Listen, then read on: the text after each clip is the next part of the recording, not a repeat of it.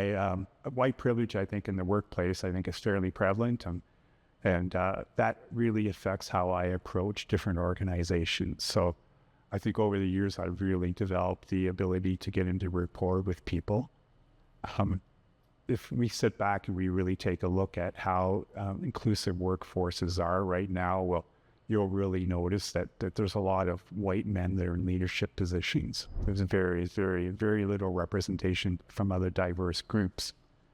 And I think that's an important piece that we need to really think about, because the problem with leadership that's white and also a male is the fact that they've had so many privileges through their whole lives, is that the barriers that other people face are almost invisible. And I was chatting with a friend of mine that's Indigenous. Sarah and I were chatting, and then I was chatting with my boss, Hannah, about doing a podcast on it. And so my relationship with my friend Sarah is pretty tight. She's Indigenous, two-spirited.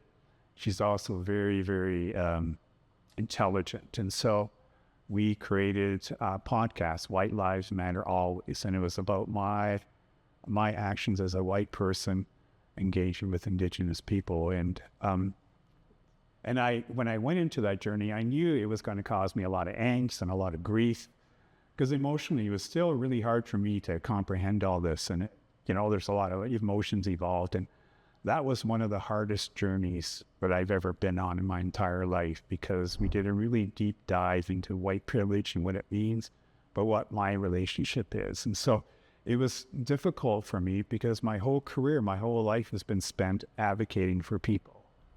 And so I never thought that I was racist. It just never came to me. When Sarah said, well, that's a racist move, it was really difficult for me. It was so challenging. It was one of the most challenging things I've ever had. But it was important to me to understand and recognize my white privilege, because it's such it's subtle, but very strong at the same time. And part of my struggle was, how come I spent my whole life learning about people, they were all lies. And that was the biggest con job I couldn't believe. And so that was my journey.